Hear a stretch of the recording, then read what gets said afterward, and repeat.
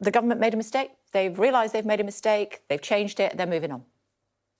No, it's chaos, though, isn't it? Absolute chaos in government. And I think you've just been talking about the markets losing confidence in the government, maybe as a result of this picking up a little bit, but I think it does have a long-term effect in the markets, because the question now will be, when they make a decision, will they stick with the decision? So that loses confidence. But also, it isn't just the markets, it's the electorate as well. I think members of the public now were shocked at the budget itself, and the 45p in particular, but there's lots of other elements of that budget as well. And there's a fear now of some of those other elements, like the cuts in corporation tax being reversed, national insurance increase being reversed, all of that being paid for now by another round of austerity. So there's real anxieties about this government. So this U-turn was forced upon them purely and simply because they realised they couldn't get it through Parliament. Tory MPs would have voted against it. So I welcome that, but it's just chaos in government, isn't it, really? Well, it's not really, because they're in charge and your party's not. No, but they've now demonstrated as a government, they launched a new era, supposedly, only 10 days ago. That new era hasn't lasted very long, has it? And you get decision-making on the hoof like this demonstrates that there is chaos. And for the life of me, I cannot understand why they brought this about. It was completely unnecessary.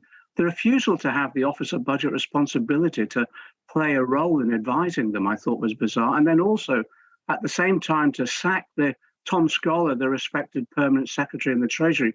All of this demonstrated to me that this was a new leadership of the Tory party that really hadn't thought this through.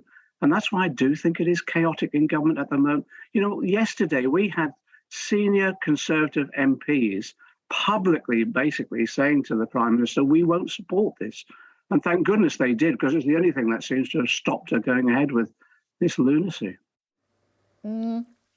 Yeah, we're talking about Labour being fit for office. Obviously, it's changed significantly since Jeremy Corbyn wanted to be Prime Minister, and you very much supported him. Do you, on reflection, realise he was the wrong man for the job? No, not at all. We came close to winning in 2017. We lost in 2019. It was a Brexit election. We just couldn't break through on that one. However, things have moved on now. It was the worst result since the 1930s. Yeah. And we were caught on the horns of Brexit, I'm afraid. We couldn't shift one way or the other without losing quite significant support, whether moving to remain or leave. And it was a Brexit election. We've moved on now. Brexit is no longer an issue. What we are dealing with now is the basic bread and butter issues of what people are facing. And out there, in my constituency and elsewhere, it's tough. Inflation 10%. Wages increasing by maybe 2 or 3, so wage cuts.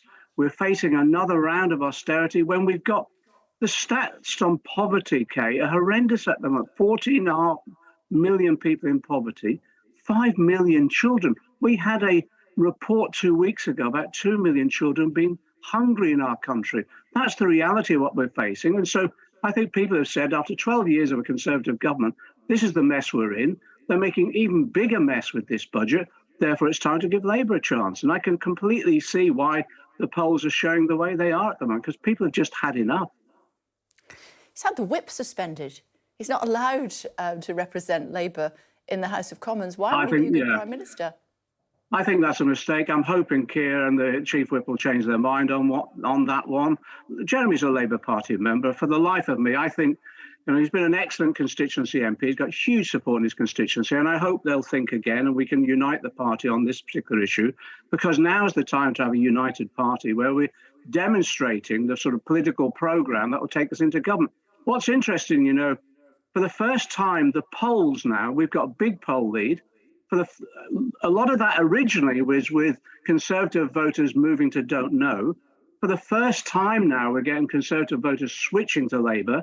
I think that's as a result of the chaos of the leadership of the Tory party. But I also think it's as a result of some of the policy programme announced by Keir Starmer at the Labour Party conference last week. And one of those policies are the ones that actually we've been campaigning for the last 5 years in our last manifestos. And I saw one journalist actually said that Keir's speech was more John McDonnell than Tony Blair, which I think it most probably was. Goodness, how modest of you.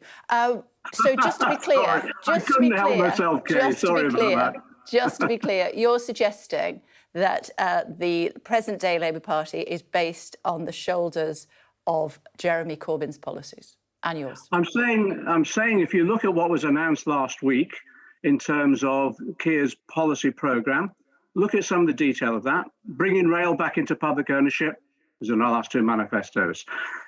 The energy company that we're now going to set up being in public ownership, that we're developing in public ownership, Becky Long-Bailey developed that policy. If you look at the National Wealth Fund, actually it's virtually our National Investment Bank that we had, not on the scale we wanted, but moving that way. Setting up a National Economic Council, exactly what we were doing. So a lot of them reflect, of course, they've moved on, time has moved on, and they understandably will have new policies coming to deal with the issues of today. But a lot of it reflected some of the policies that we advocated as well. And I welcome that. Labour Party has always been a broad church, left, right and centre. And that's what I'm hoping Keir will do, bring everyone together. So when we go into the next election, we have a policy programme that reflects the totality of the thinking of our movement. And in that way, I actually think we'll go into government with a strong policy programme that will reverse the disasters of this last 12 years of continued austerity and the mismanagement of our economy by the Tories. And Jeremy Corbyn should have a role in any future Labour cabinet. What role should he have? I think he should have the whip returned. I'm not sure Jeremy would want to serve in the cabinet.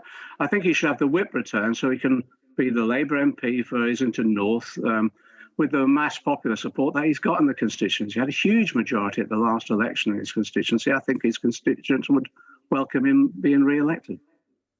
OK, but if there are a lot of his policies and your policies, why would he not want to be in cabinet?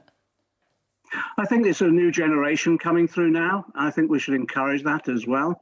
If you look at the range of people on our front bench now, there's lots of talent there, and I think they should be given their head. Their time has come. Good to talk to you. Thanks very much indeed for joining us. Thank you.